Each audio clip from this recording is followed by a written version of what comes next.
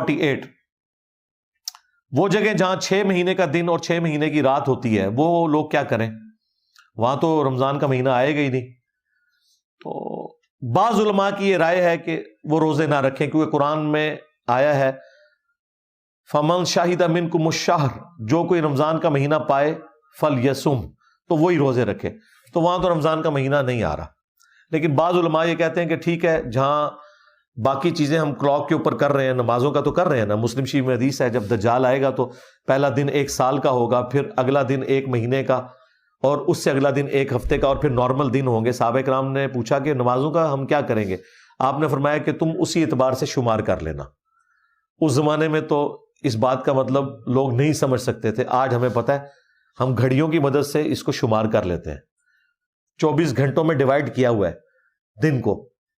سورج نکلا ہوتا ہے اور دن کا ٹائم بھی اسی حالت میں ہوتا ہے، رات کا بھی اسی حالت میں. پھر سورج جب 6 مہینے کے لیے غروب ہوتا ہے تو اس میں بھی دن رات انہوں نے رکھے ہوئے ہیں، اور نمازوں کی ٹائمنگ کو بھی آپ ایڈجسٹ اس اعتبار سے کر سکتے ہیں، کیونکہ وہاں افق کے ساتھ ساتھ یوں سورج چلتا ہے.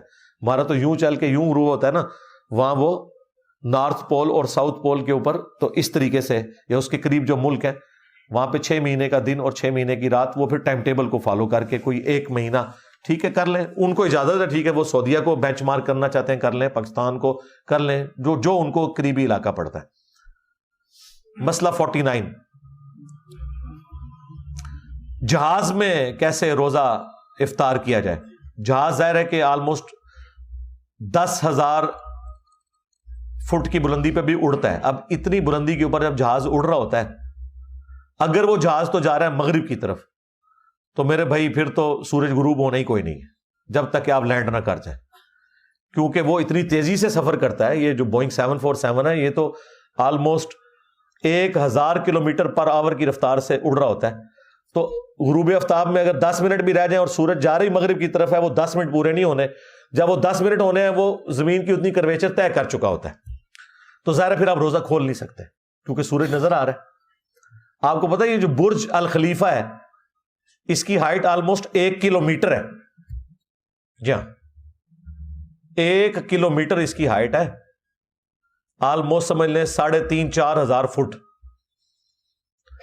تو اس کی ہر منزل کی لدہ سے رمضان کی ٹائمنگ ہوتی ہے.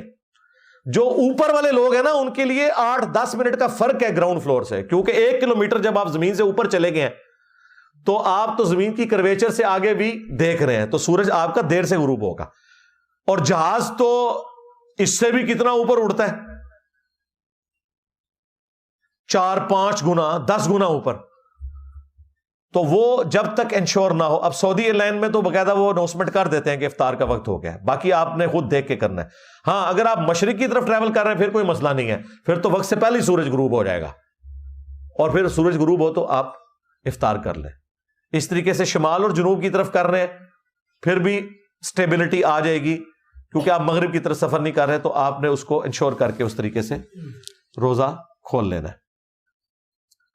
مسئلہ نمبر 50، کس عمر میں روزے رکھے جائیں؟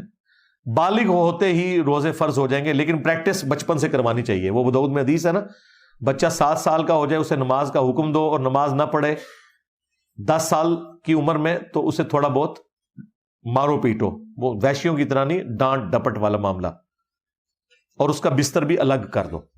بچوں کو 10 سال کی عمر سے پریکٹس شروع کروا دیں، 1-2 روزے رکھوائیں. یہ جو آپ کو لوگ بغیر روزوں کے نظر آ رہے ہیں، یہ وہ لوگ ہیں جن کے ماں باپ نے بچپن میں انہیں روزے نہیں رکھوائے ہوئے. واقعی ان کے لیے روزے رکھنا ایک مصیبت بن جاتی ہے.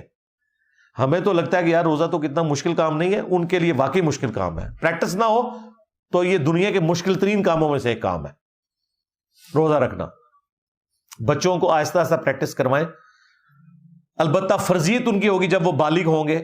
بچیوں کے لیے پہلی دفعہ مینسز کا پیریڈز کا سٹارٹ ہونا، اور بچوں کے لیے نائٹ فال جب ہوگا، پہلی دفعہ احتلام ہوگا، وہی 13-14 سال کی عمر میں. تو علامات بلوغت جب ظاہر ہوں گی تو وہ ان کے اوپر روزے فرض ہو جائیں گے.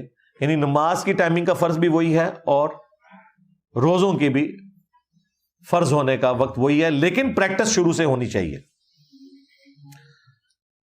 مسئلہ 51،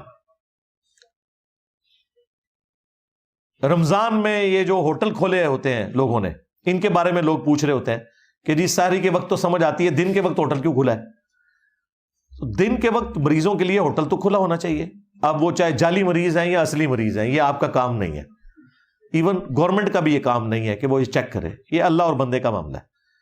اور ریلوے اسٹیشنز کے اوپر، اڈوں کے اوپر تو ہوٹل کھلے ہونے چاہیے، البتہ اعلانیہ نہ کھانا پینا ہو.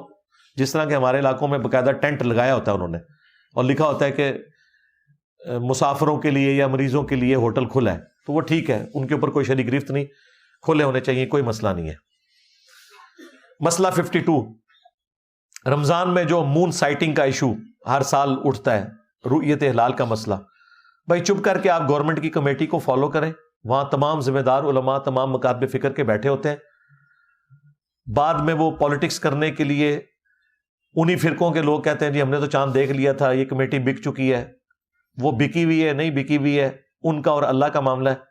ہاں اگر آپ نے اپنی آنکھوں سے چاند دیکھ لیا ہے تو پھر آپ بے شک کمیٹی کا معاملہ چھوڑ دیں. اگر آپ نے نہیں دیکھا اور آپ کو کوئی ایک کے پی میں بیٹھا ہوا مولوی کہہ رہا ہے جی میں نے دیکھ لیا ہے، حالانکہ سائنٹیفکلی چاند کی پیدائش بھی نہیں تھی، یا پیدائش تھی اور وہ اتنے گھنٹوں کا نہیں تھا کہ وہ نیکڈ آئی سے دیکھا جا سکے، تو وہ زبردستی بنا لیتے ہیں. ایون آپ ایڈنگ ڈیوائس بھی یوز کر سکتے ہیں، لیکن اگر چاند کی عمر 15-16 گھنٹوں سے کم ہو تو وہ چاند پھر نظر نہیں آتا. اس لیے آپ دیکھتے ہیں کہ جب شعبان کے 30 دن پورے ہوتے ہیں نا تو چاند تھوڑا بڑا نظر آتا ہے. جو آپ لوگ کہہ رہے ہوتے ہیں کہ ایک روزہ کھا لیا انہوں نے، وہ کھادا نہیں بھائی، وہ چاند اس لیے بڑا ہے کہ اس چاند کی عمر زیادہ ہے. اگر 16 گھنٹے کا ہوتا تو آپ ایک دن پہلے دیکھ لیتے. اب وہ تھا 12 گھنٹے کا، آپ نے نہیں دیکھا تو 12 میں 24 گھنٹے اور جمع کریں. اب آپ جو اگلی رات دیکھ رہے ہیں وہ 36 گھنٹے کا چاند ہے، تو 36 گھنٹے کا چاند اور 16 گھنٹے کا چاند اس کا فرق ہوگا. لہٰذا 29ویں کے بعد جب آپ کو چاند باریک نظر آ رہا ہوتا ہے، وہ اس لیے نظر آ رہا ہوتا ہے کہ وہ آپ نے ٹائملی اس کو دیکھ لیا ہے. لیکن جو 30 کے بعد کا چاند ہے وہ ظاہر بڑا ہی ہوگا. اور اس میں آپ نے ہر علاقے کی اپنی رؤیت کا اعتبار ہے.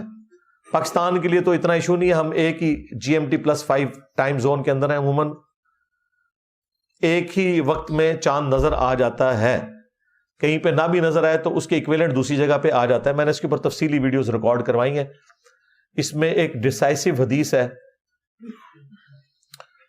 صحیح مسلم کے اندر کہ حضرت معاویہ رضی اللہ تعالیٰ عنہ کے دور ملوکیت میں شام میں جمعے کی رات کو چاند نظر آ گیا. تو ایک شخص وہاں سے روزے سٹارٹ کرتا ہے، مدینہ شریف آتا ہے، تو مدینہ شریف میں ہفتے کی رات کو چاند نظر آیا ہوتا ہے. تو عبداللہ ابن عباس سے وہ کہتا ہے کہ رضی اللہ تعالیٰ عنہ کہ ہم نے تو جمعے کی رات کو وہاں چاند دیکھا تھا. تو ابن عباس نے کہا کہ کیا واقعی؟ ان کا ہاں. تو انہوں نے کہا ہم نے تو یہاں پہ ہفتے کی رات کو دیکھا ہے. تو ہم نے تو ہفتے سے روزے سٹارٹ کیے ہیں اپنے. ہفتے کی رات کا مطلب ہے ہفتے اور جمعے کی درمیانی رات، اور جمعے کی رات کا مطلب ہے جمعرات اور جمعے کی درمیانی رات. تو عبداللہ ابن عباس سے وہ شخص پوچھتا ہے پھر حضرت معاویہ کے روزوں کا کیا ہوگا؟ تو انہوں نے کہا وہ اپنے علاقے کو دیکھیں گے، ہم اپنے علاقے کی رؤیت کو دیکھ کے چلیں گے، کیونکہ نبی علیہ السلام نے ہمیں حکم فرمایا تھا کہ چاند کے ذریعے تم نے چلنا ہے. حالانکہ حکومت ایک تھی. یہاں پہ کہتے ہیں جی پوری دنیا میں خلافت ہو تو ایک ہی وقت میں روزے سٹارٹ ہو، ایک ہی وقت میں ختم ہو. بالکل جعلی اور فراڈ مسئلہ آپ کو بتایا ہوا ہے. یہ بالکل اللہ کا حکم توڑنے والی بات ہے. کیونکہ یہ جو میں حدیث بتا رہا ہوں نا حضرت معاویہ کے دور والی، اس حدیث کے اوپر صحیح مسلم کے اندر جو باب باندھا گیا ہے، امام نووی نے بعد میں باندھا تھا، پوری دنیا اسے مانتی ہے. اس میں انہوں نے لکھا ہے کہ ہر علاقے کی اپنی رؤیت کا اعتبار ہوگا. یہی حدیث جامعہ ترمذی میں ہے، اس میں امام ترمذی نے باب باندھا ہے کہ ہر علاقے کی اپنی رؤیت کا اعتبار ہوگا، ایک کی رؤیت دوسرے کو کفایت نہیں کرے گی. اور امام ابن عبد البر جو اسپین میں ایک بہت بڑے مالکی فقہ سے تعلق رکھنے والے محدث گزرے ہیں اور اہل بیت سے بہت محبت رکھتے تھے، الاستیاب ان کی کتاب ہے جس میں انہوں نے بنو امیہ کو ننگا کیا ہوا ہے 5ویں صدی ہجری میں، یعنی شروع کے بزرگوں میں سے ہیں یہ. تو ان کی کتاب ہے الاستذکار. اس کتاب میں انہوں نے اس حدیث کے اوپر باقاعدہ باب باندھا ہے کہ اندلس کی رؤیت خراسان کو کفایت نہیں کرے گی، کیونکہ اس وقت اسپین اندلس سے لے کر خراسان اس علاقے تک ساری مسلم امپائر تھی، وہ بھی 2 حصوں میں بٹی ہوئی تھی. اسپین والا ایریا جو ہے وہ بنو امیہ کے پاس تھا، باقی سارا یہ بنو عباس کے پاس تھا. تو انہوں نے کہا کہ اگر یہاں کوئی چاند دیکھے گا وہ اس علاقے کے لوگوں کے لیے ہوگا، خراسان والے اپنا چاند الگ سے دیکھیں گے. لہذا یہ کہنا جی سعودیہ کے مطابق چلنا چاہیے، تو اس میں پھر پھکی یہ ہے کہ سعودیہ کے مطابق کیوں چلے ہم؟ سعودیہ سے پہلے تو شام میں نظر آیا تھا، مسلم شریف میں حدیث ہے. اس سے بھی پہلے مراکش میں نظر آ جاتا ہے چاند. پھر آپ کہا کریں کہ مراکش اور شام کو دیکھ کے ہمیں روزے رکھنے چاہیے.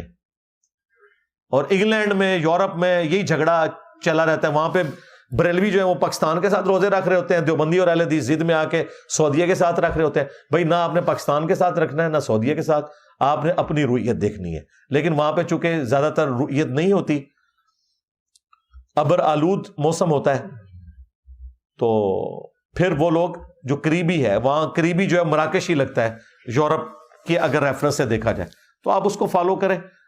اور یہ جو لوگوں کو غم کھایا جاتا ہے جی ایک دن رمضان شروع ہونا چاہیے، ایک دن عید، بھائی ایک دن کا ہی فرق پڑتا ہے نا. یہ تو نہیں ہوا کہ 1 مہینہ پہلے کہیں روزے سٹارٹ ہو گئے، اس ایک دن کو جھگڑا نہ بنائے، کوئی فرق نہیں پڑتا. جو آپ کو اجتہاداً بہتر لگتا ہے آپ اس کو فالو کریں. باقی پاکستان میں ذمہ دار ایک کمیٹی ہے، وہ اس معاملے کو لے کے چل رہی ہوتی ہے، آپ اسی کو فالو کریں گے. تفصیلی ویڈیو میری مون سائٹنگ لکھیں، کھل جائے گی، اس میں کافی باریکیاں میں نے بیان کر دی ہوئی ہیں.